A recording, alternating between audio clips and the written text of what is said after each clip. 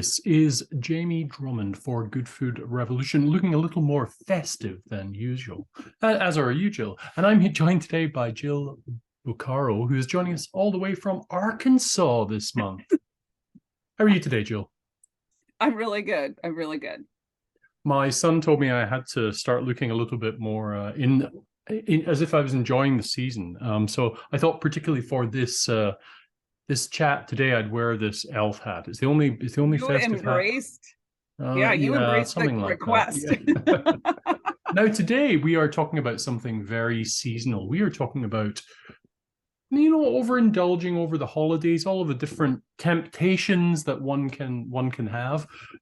This can go for food, this can go for alcohol, can go for a whole manner of things. What's your take on approaching the holidays as a integrated health practitioner? Yeah, so I was thinking, I was like, where did we go wrong here? Like, how did we get to where we are with holidays? Because most people, I think, would agree, like, they throw kind of their lifestyle out the window. Things are different than they might be the rest of the year. And it boils down to, like, I think a few kind of major pockets. So typically during the holiday season, we take in more things like sugar, alcohol, those rich and creamy kind of foods. And we also tend to have like a higher stress level. I mean, Right. Yes. I Yeah. I truly envy my son, who is just like, I'm sure like, it's just so exciting, right? And I remember that as a child, it was like Christmas, the holidays are coming, because there's no prep work involved when you're the child, right? No, if you're a So, kid, no. the adults are decorating and shopping and tackling crowds and attending parties and, all of that good stuff. So it's the combination of kind of like indulging in more and then having this higher level of stress, this, maybe tendency to overschedule. And so we feel things like less energy. We might feel more mood fluctuations, like frustrated to anxious to sad to overwhelmed. We may get less sleep, right? So all of this then leads to a leaning towards things like extra coffee, quick and, maybe more sugary snacks, like having to take naps, a drink or two more each day than normal, right? And, like, maybe less productivity, tense relations, like all of the good stuff, right? Like super fun. So that's kind of like what my experience has been and what I find, like, with my clients, like that's sort of like what the holidays are. And what do you advise your clients when it comes to this time of year, how to survive it, or at least live it in a healthier manner? Yeah, so there's a few things. So I have, like, it kind of divided into like dinner or like meals, and then, like, parties and social events, because we tend to do more of those.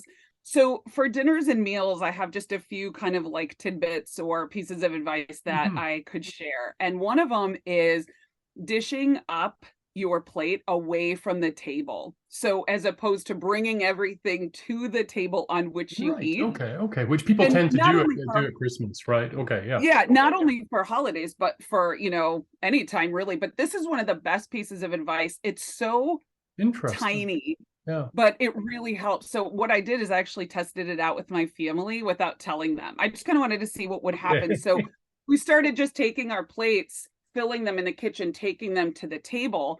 And what happened is that we just ate less, because it's more work to get up and go get a second helping, right? When Right. it's Okay. right on your Interesting. table, you just pick. It's human Yeah. nature. You just want to, like, well, maybe I will. It's right here. But what we found out is that we could make one meal stretch into two, so we had more food, and we felt better because we weren't really overeating. We were having what we had on our plate, what we thought was, the right amount for that meal, and then we moved on. So that's one thing I could recommend. You're having a dinner. It's very interesting you say that, because one of the things I love about the holiday season is I tend to serve stuff family style as opposed to the rest of the year. Most of the time, I'm basically dishing it up in the kitchen and bringing finished plates out a la restaurant. So that's interesting you say that.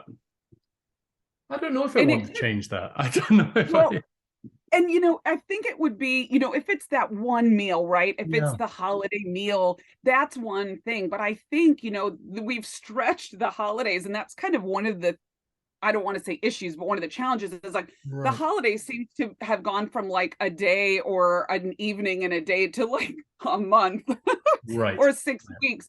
So maybe that, that actual holiday meal, go ahead and serve it the way you want, but that's something to keep in mind, maybe leading up to it or following it. Because I agree, there is something fun about seeing the table all set, Yes. but Yeah. just know that that kind of comes along with, oh, I'll just have one more of that, and I'll just have one more of Yeah. that, even if we don't want it. If you're hungry, I mean, I'm never going to say, restrict yourself, but like we tend to just pick what maybe we don't even want when it's just right there in front of us. So that's one thing that, people could try.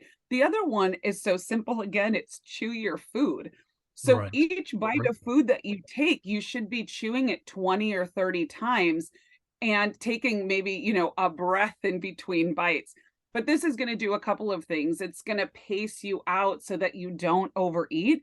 And Mhm. it's actually better for your digestion. Your whole GI tract is going to be able to digest well chewed food so much better than what most of us do, which is just like chew, chew, swallow, chew, chew, swallow. So chewing your food and then really including a variety of dishes. So our palate actually craves variety. It's designed to be only able to take in a certain amount of one particular food. So, like, if you think of like, just plain potatoes or just, a plain piece of meat or a plain piece of chicken, you can only eat so much of that. So, companies have done a great job at hijacking our taste buds and made, now we can eat a whole bag of chips and a whole Right. pint of Yeah. ice cream or a whole sleeve of cookies, but ancestrally, a variety is nice for our palate. So something a little creamy, something maybe bitter, bitter vegetable, fresh, sweet, salty, crunchy.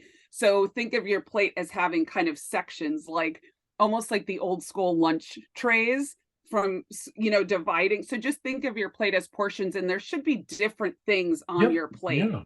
right? So just that can be helpful because you can only take in so much creamy rich food. You should kind of balance that with something crunchy, something fresh, something like that. So that's the dinner kind of meal Yeah. suggestions, and then we can kind of go over to more of like the social events or the office parties or Mhm. neighborhood gatherings and things like that. So what I would say about that is you can gather and socialize away from the bar and the food. So I know myself, when I'm by the bar or when I'm by the, the buffet, Mhm. I tend to, again, right? We're just reaching because it's there. So you can get your drink, you can get your food and kind of move to the other side of the room or other side of the area and just go refill when you need or when you feel the need. So that's one thing. The other thing is alternating alcoholic drinks with water, not only to moderate the intake of alcohol, but we tend to make poorer food choices when we're under the influence. Like Yeah. I've Sure. never Yes. wanted a Yep. salad when I'm tipsy. So alternating the alcohol drinks with water, and then choosing drinks that don't have sugary mixers. Because a lot of times it's not just the alcohol, it's what we mix Yes. with it, right? It's those sweet syrups and things like that. So if you have the choice, things like wine, beer, or spirits mixed with soda water or on the rocks are going to be your best bet. Um, they're doing a lot better now with more botanical and herbal infusions as well. Like I Yep. know in my bartending days, if the drink tasted good, it was because it had like grenadine, strawberry Yeah. I syrup, pina remember. colada Yes. mix. I mean, we've come a long way in making drinks taste good more naturally. So those are options for you, as well. But I would say just avoiding the sugary mixed drinks. That's just going to add on to the effects of the alcohol. And then eating a little bite maybe before you go to an event, having a little snack, having a little bite. So you're not Mhm. just like, tempted or, the only thing there is like, chips and dip or, the crackers or fried foods or sugary treats. So just having a little bite before you go can be helpful in you being able to eat and drink the way you really want to and not being, uh, you know, not having to succumb to like, I'm starving Yeah. and I'm just going to make whatever decision is in front of me. So So what do the holidays mean for you gastronomically usually? Now, granted, you're not usually on a bus, but what do you normally do? Like how does it, some cultures, people celebrate on Christmas Eve on the 24th, some on Christmas Day, in Scotland, we have the larger celebrations around about Hogmanay, which is New Year. How mhm. does it work gastronomically for you usually? And you're plant-based as well, so I'd be interested as to what you make that is a special treat around the holidays.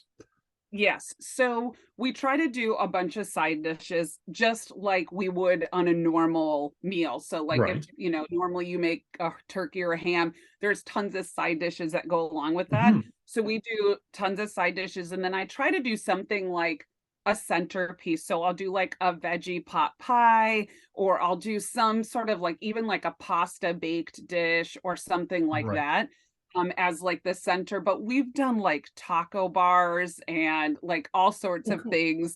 And we just go unconventional.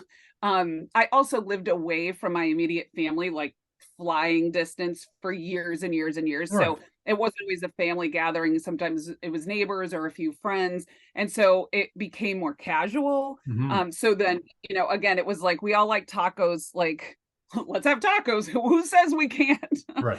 And so we would make something like that. So it just depends on the year. Cool. I used to be a bit of a traditionalist, and then I moved away from the whole turkey thing and went into other options. But now I think in my old age, I've slipped back into the traditional, more kind of traditional British Christmas dinner, I guess. So I'm Okay. kind of looking forward to that.